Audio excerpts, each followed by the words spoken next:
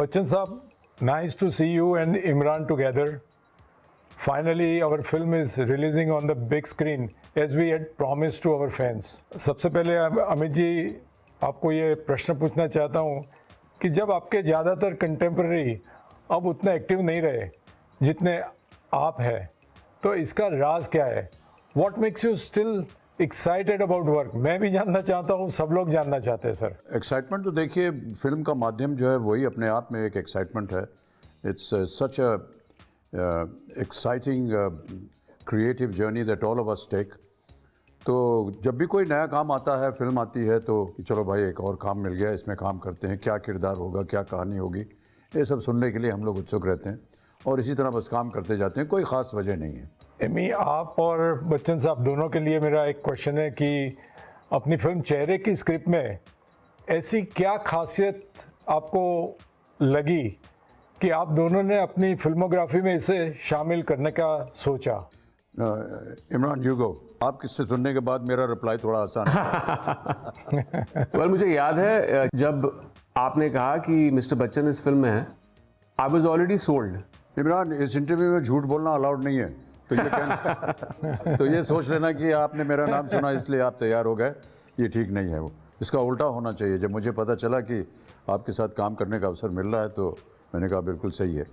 आनंद भाई, ये कहानी जो है ये कई सालों से रूमी जाफरी के पास थी और वो कई बार हमको बोलते रहते थे कि ये कहानी है मेरे पास, मैं सुनाऊंगा आपको।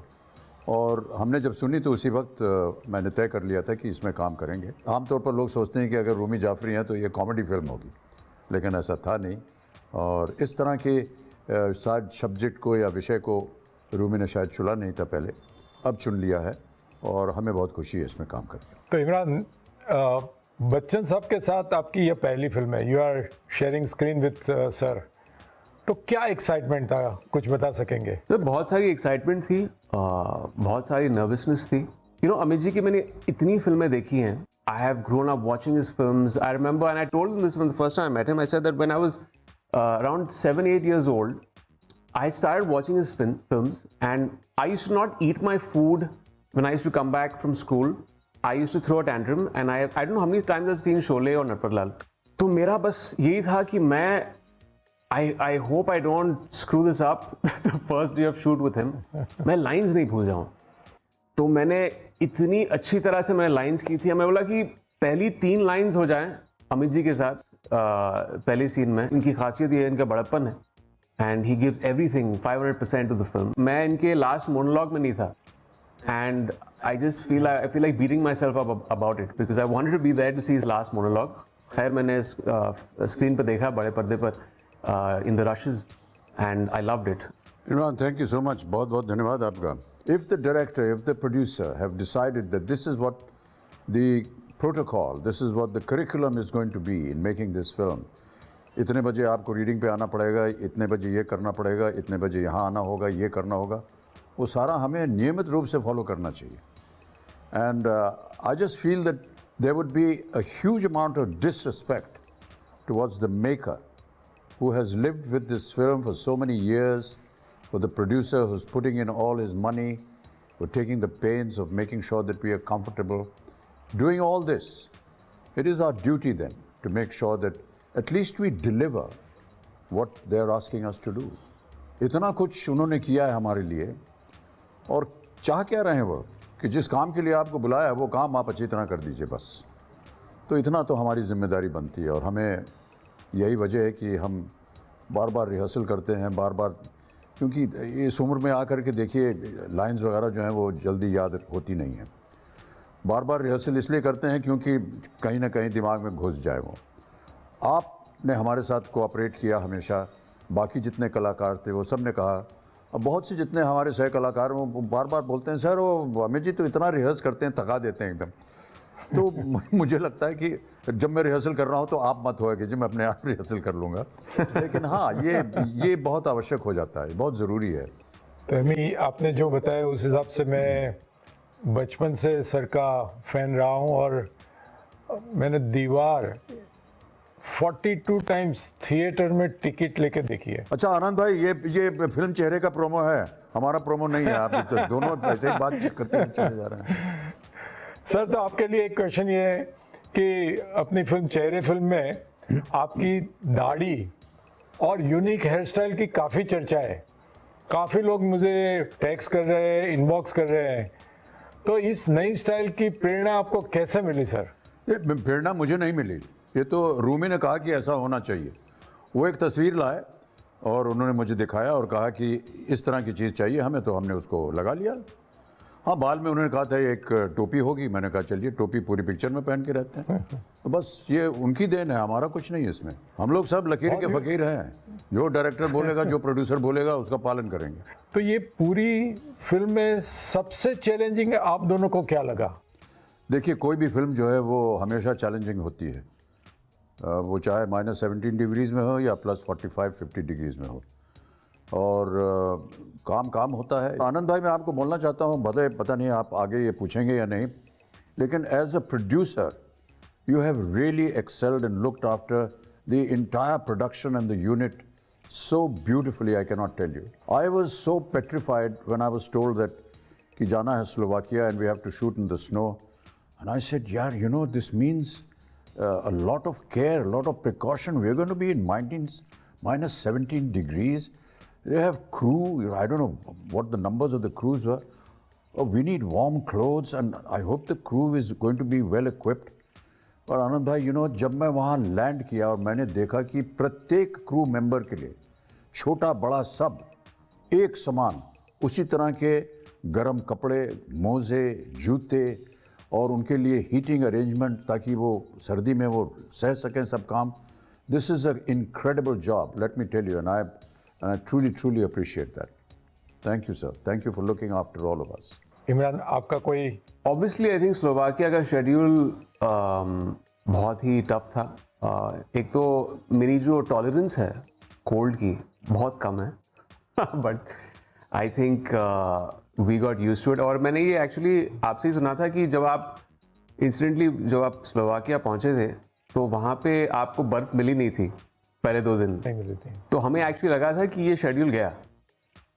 और ऊपर वाले का कर्म है कि आई थिंक उस रात, शूटिंग के रात से पहले वहाँ पे एक हेवी स्नोफॉल हुई and then finally we got the kind of snow for the climax shoot that we wanted. So I think we got extremely lucky for that shoot. इस सफ़र के दौरान कोई मेमोरेबल मोमेंट जो हमेशा आपके साथ रहेगी, ऐसा कुछ है? Sir, I don't want to like just say this because Amit ji is here, but it has been the most enriching experience for me to work with him, and I am very happy कि 27th को film release हो रही है।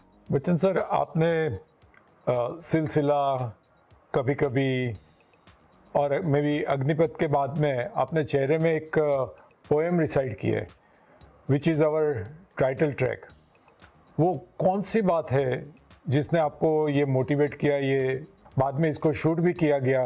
देखिए, जैसा माहौल होता है लेखक वैसे ही लिखता है, और जो रूमी ने लिखी ये शब्द इस टाइटल ट्रैक के लिए वो बहुत ही पावरफुल थे। वो पूरी फिल्म को उन्होंने दर्शाया है उन शब्दों में, और उन शब्दों को बोलना अगर कोई भी बोल देगा तो उन शब्दों का मायने निकल आएगा ज़ोर से। और जो भी जिस वजह से वो कविता लिखी गई है, वो शायर जो शेर व शायरी हुई उसमें, वो बताता है कि वो ज़रूरत थी उसको। कई बार होता है ऐसे कि जो बात डायलॉग में नहीं कही जा सकती वो एक शेर से निकल जाती है। इसका हमने प्रोमो भी शूट किया है और हम बहुत उत्सुक हैं देखने के लिए, क्योंकि बहुत से अलग अलग तरीक़ों के साथ इसको शूट किया गया है। फिल्म में पहले ये 3 मिनट आएगा तो फिल्म का माहौल ये सेट कर देता है, इतना बढ़िया है। तो सर, आपने 50 साल की करियर में बहुत सारे किरदार निभाए हैं, ऐसा कोई किरदार है जो आप शायद अभी तक निभाया नहीं हो और निभाना चाहते हो? हाँ सर, हर रोज़ यही आशा रहती है कि कोई तो आए भैया काम देने के लिए सर, और हमारे लिए केवल ये है कि जो रास्ता आपने बनाया है हमें उस पर चलना चाहिए। तो अभी एक लास्ट क्वेश्चन आप दोनों से सर, कि 27 अगस्त को हम इसको बड़े पर्दे पे ले जा रहे हैं, क्योंकि आज सिनेमा इंस्टीट्यूट जो बोलते हैं वो पूरी बहुत स्ट्रगल कर रही है, और मेरे ख्याल से ऐसी 2-3 फिल्म आएगी तो वो धीरे से जो जिन लोगों की रोजी चली गई थी वो फिर से इसमें आ जाएंगे। उनको काम मिल जाएगा।